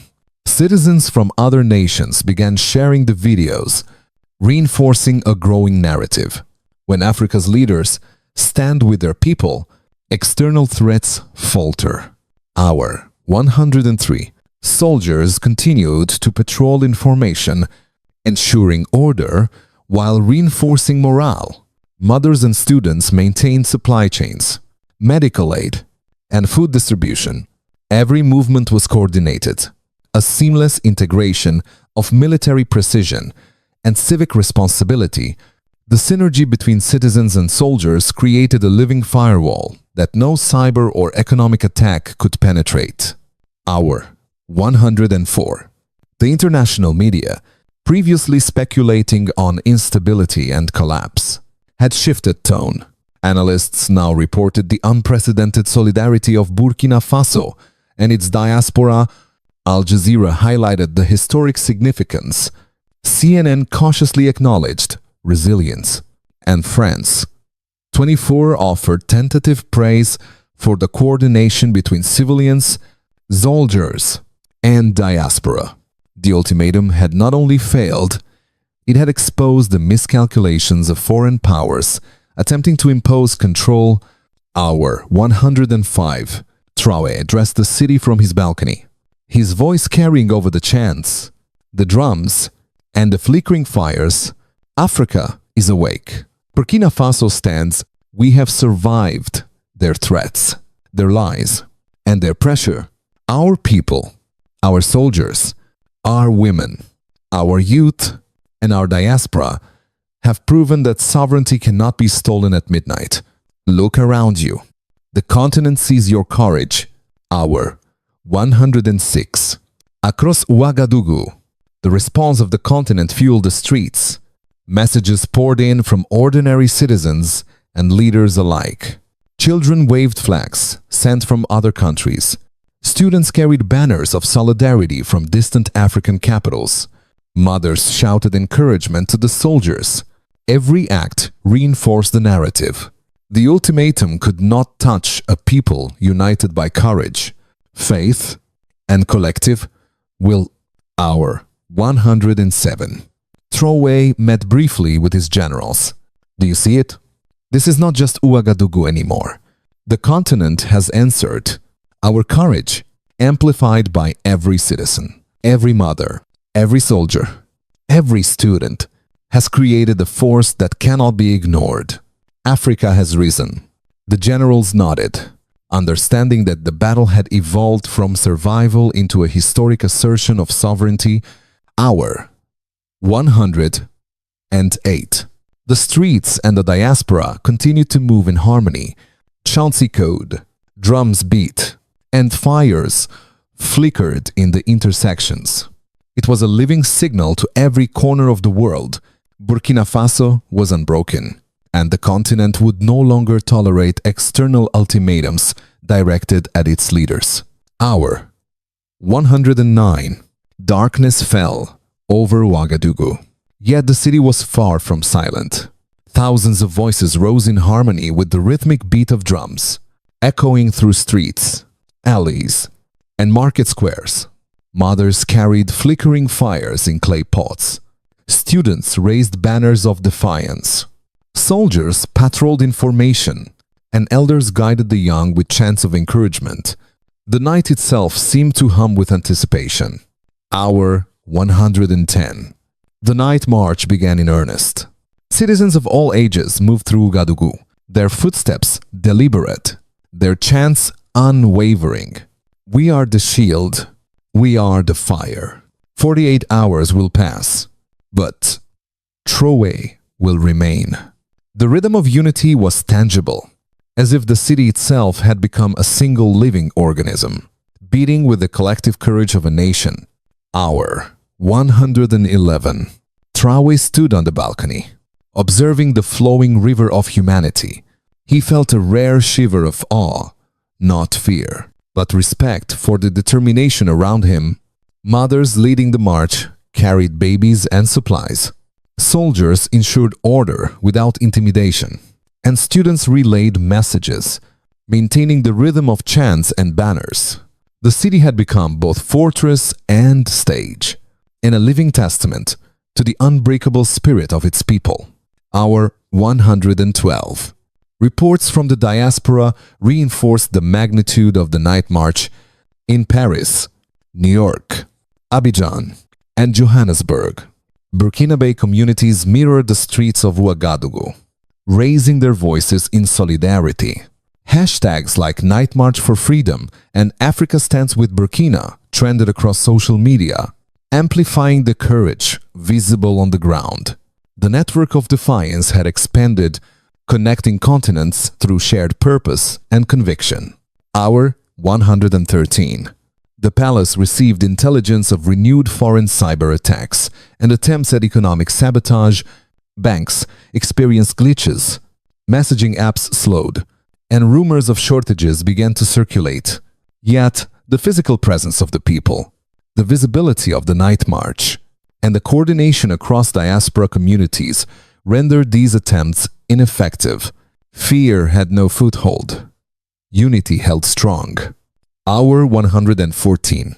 Soldiers coordinated with civilians to maintain safe routes, manage crowd density, and ensure the distribution of supplies. Mothers brought food to students and officers alike. Elders guided children through the march, teaching them rhythm, chant, and discipline. The combination of civic and military coordination created an infrastructure of resilience, making the city virtually impervious to panic or disruption. Hour 115. Traoré addressed the marchers from the balcony. Brothers and sisters, they gave us 48 hours to bow. Look at you tonight. Farmers, mothers, students, soldiers united. The world sees your courage. Africa sees your courage, and they will never forget it. The crowd erupted, their chants blending with the crackling of fires and the drumbeats echoing into the night. Hour 116. The night march became a living symbol. Fires lit streets like golden vines. Banners waved in harmony with chants, and the collective heartbeat of the city reverberated through buildings and alleys. The narrative was unmistakable. Burkina Faso stood unbroken, and the ultimatum had failed. Every participant became part of history in motion, a human firewall, resisting external manipulation. Hour 117. Social media amplified the march globally. Live streams captured mothers leading students, soldiers patrolling alongside civilians, and elders blessing the unity of the people. The diaspora mirrored the march in synchronized demonstrations across Paris, New York, Lagos, and Johannesburg. Africa was watching. The continent recognized that Burkina Faso's defiance was now a statement for all nations. Sovereignty could not be dictated, threatened, or coerced. Hour 118. The march reached its symbolic peak. As the main avenues converged near the presidential palace, drums, chants, fires, and banners created a living tableau of national unity. Traoré's gaze swept over the crowd, noting the interwoven roles of every citizen, mothers carrying fires, soldiers maintaining calm, students organizing logistics, and elders guiding the rhythm of resistance. The city had become a fortress of the human spirit, alive and unyielding. Hour 119. Traoré turned to his generals. Do you see this? They thought 48 hours could bend us. Look at them tonight. Look at the courage, the coordination, the unity. This is more than a march. It is the heartbeat of Burkina Faso, echoed across the continent. They cannot defeat what they cannot touch. The generals nodded, understanding that the final stretch of the ultimatum was no longer a test of fear, but a testament to unity. Hour 120. The first light of dawn began to creep over Ouagadougou. The night march was nearing its end, but the spirit of resistance remained undimmed. Mothers, students, soldiers, and elders remained vigilant, their fires still burning, their chants still rising. Traoré stepped back onto the balcony, his voice carrying across the city. 48 hours are ending. We have not bowed. We have not fled. We have not surrendered. Burkina Faso stands. Africa stands. The age of ultimatums has failed. The age of sovereignty has begun. As the sun rose on the final hour, the ultimatum had not broken the nation. But as the world watched, questions remained. Could the unity, courage, and defiance of a people withstand the final challenges? Or was the climax of the 48-hour ordeal yet to unfold? Hour 120. Dawn broke over Ouagadougou, painting the dusty streets in pale gold. The first light revealed a city transformed. Mothers carried fires, still flickering. Students hoisted banners high, and soldiers patrolled in disciplined formation. The night of defiance had passed, but its energy lingered in every street, every market, every plaza. The ultimatum's 48 hours had ended, and Burkina Faso remained unbroken. Traoré stood once more on the balcony, gazing over the city. His eyes met the faces of thousands of men, women, and children who had refused to bow. Mothers held babies aloft. Students waved flags, and elders raised fists in blessing. The unity, the courage, the unyielding determination of an entire nation radiated like sunlight. And in that moment, history paused to acknowledge it. Across Africa, the news spread rapidly.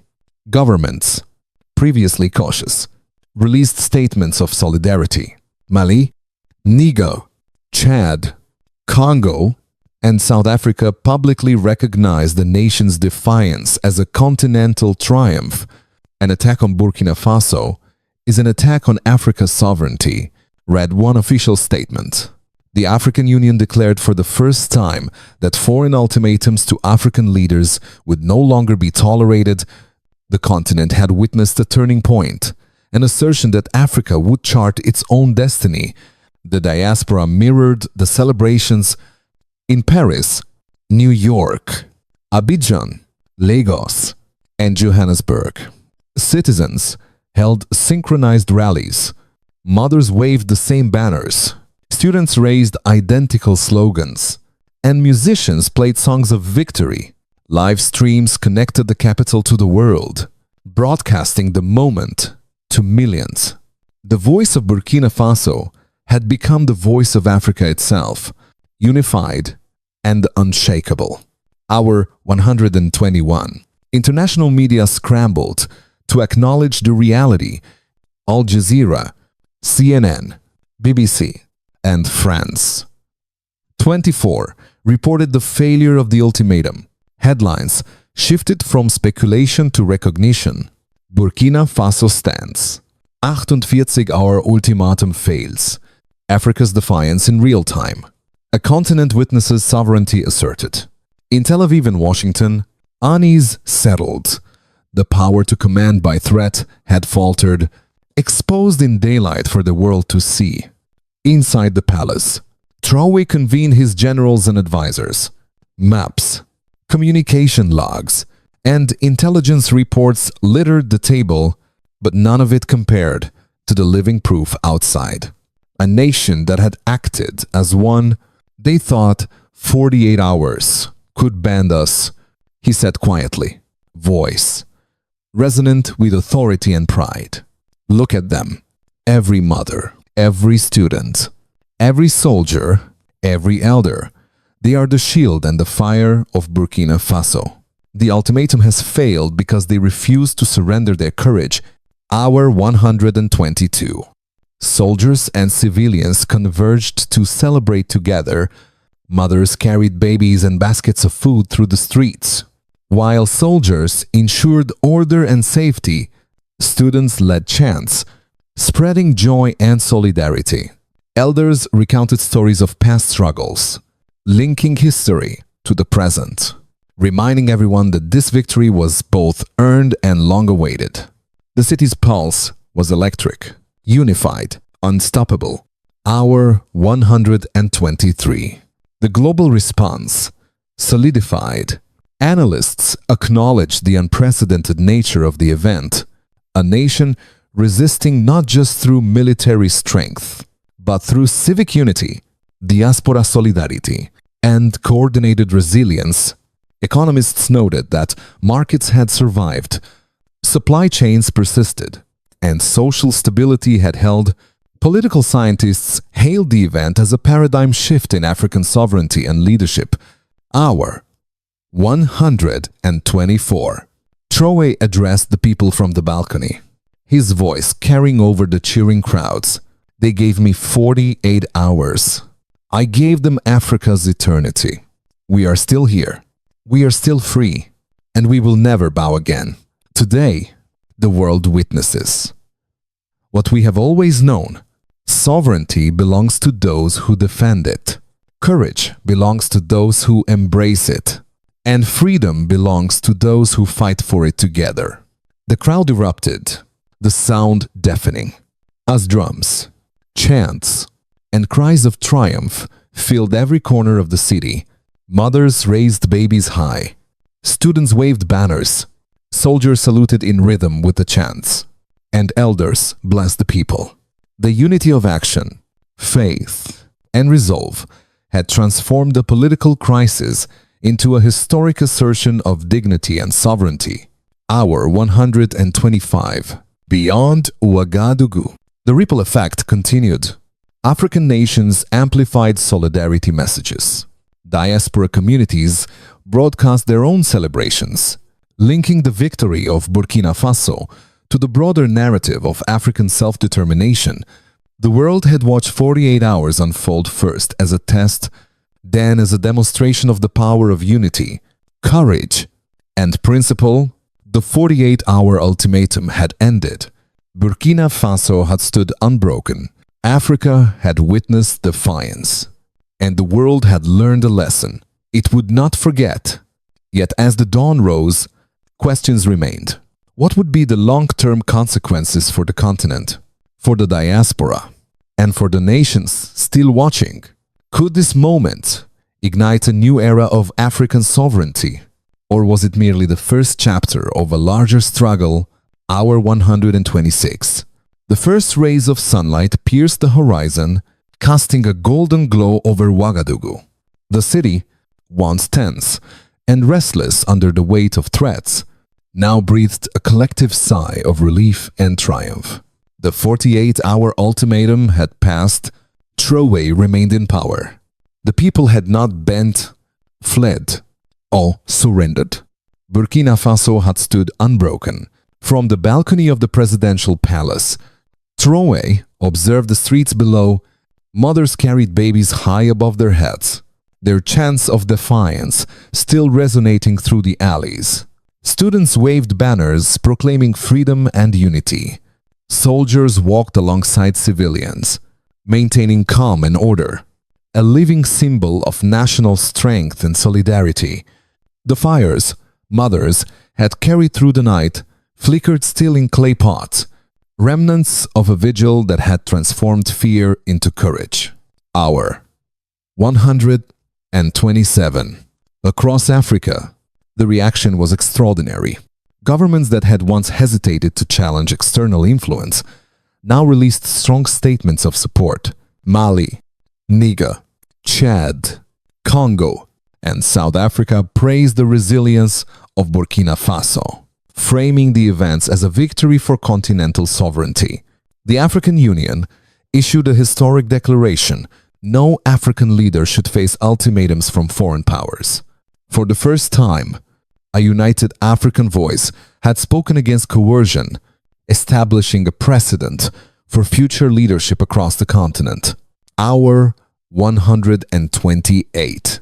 The diaspora celebrated in parallel in Paris, New York, Abidjan, Lagos, and Johannesburg. Burkinabe communities flooded the streets in solidarity marches. Social media amplified these images, connecting the celebrations of Ouagadougou to the farthest reaches of the continent and the globe. The unity of the people, soldiers, mothers, students, and diaspora created a network impossible to ignore, a living testament that sovereignty could not be dictated. Hour 129. Traoré addressed the citizens from the balcony, his voice carrying above the cheering crowds. Brothers and sisters, they gave us 48 hours to bow. We did not. We have shown the world that our courage cannot be threatened, our unity cannot be broken, and our freedom cannot be taken. Today, Burkina Faso stands, Africa stands, and we will never bow again. The crowd erupted in applause, chants, and laughter. Mothers lifted babies high. Students waved banners. Soldiers saluted in formation, and elders blessed the people. The city had become a living monument to resilience, courage, and unity. Every street, alley, and plaza was a testament to what a nation could achieve when its people stood together. Hour 130. The international media, which had attempted to predict chaos, now scrambled to acknowledge reality. Headlines shifted from speculation to admiration. Burkina Faso defies ultimatum. Africa witnesses a historic assertion of sovereignty. A continent unites in solidarity. Analysts called it unprecedented, a combination of civic courage, diaspora engagement, military loyalty, and strategic resilience had created a victory impossible to fabricate or manipulate. Hour 131. Traoré reflected quietly. The 48 hours had been a crucible, a test of leadership, courage, and the unbreakable will of a people. He understood that the true victory was not his alone. It belonged to the mothers, students, soldiers, and elders who had carried the nation forward. It belonged to the diaspora that had amplified their voice. It belonged to Africa, which had collectively asserted that sovereignty is not negotiable. Hour 132. It continued. Remember this moment, not as history, but as prophecy. Tonight, it was Burkina Faso. Tomorrow, it could be every African nation standing tall. The clock of oppression has stopped ticking. The countdown has ended. His words were met with thunderous applause, the sound reverberating through streets and markets, bouncing off walls, and traveling across borders. Hour 133. Mothers walked through the city, distributing food to soldiers and students. Children waved small flags, imitating the chants they had heard throughout the night. Students painted murals depicting the events of the past 48 hours, capturing moments of defiance, courage, and solidarity. The city had become both archive and celebration, a place where history was recorded not in textbooks, but in living memory. Hour 134. Soldiers stood in quiet formation, observing the celebrations while remaining vigilant. Their oath, spoken days before, had been fulfilled. They had protected not only a president but a nation. The synergy between civilians and military had created a fortress stronger than any wall or weapon. Hour 135. Across Africa, analysts, leaders, and citizens debated the implications.